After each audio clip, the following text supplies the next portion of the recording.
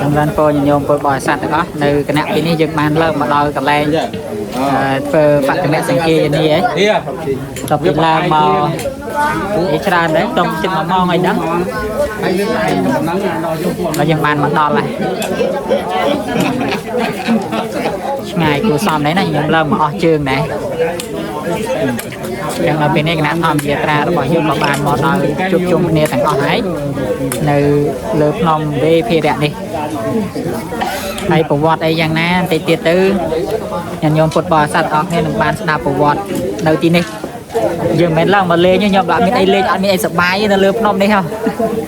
តែសារមានពុទ្ធស្ថាននៅទីនេះកន្លែងព្រះរហន្តទាំងឡាយគ្រប់គង់នៅទីនេះទើបយើងឡើងមកបើឡើងមកលេងអត់មានអីលេងទេនៅថ្ងៃញោមទីមួយនេះអ្នកធម្មយាត្រារបស់យើងមកដល់ហើយ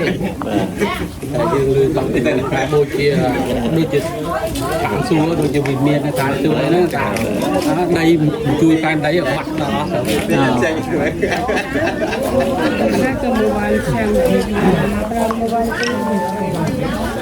យើងកំពុងតែ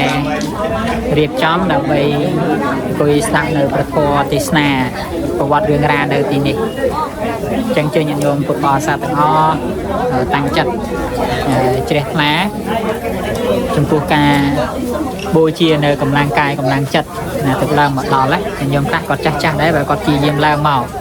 ដោយសារទីនេះជាកន្លែងមួយធ្វើសង្កេតនានៅធននៅវិន័យរបស់ព្រះសម្មាសម្ពុទ្ធឡើងវិញចឹងញោមបានសម្រាប់តែយ៉ាងមានកម្លាំងមានអីទេយើងនឹងស្ដាប់នៅប្រធមទេសនាចឹងសូមអនុមោទនាការឡើងមកដល់ក្នុងវេភារៈក៏សូមអនុមោទនាបណ្ដាគេយកមកជួយព្រួលផង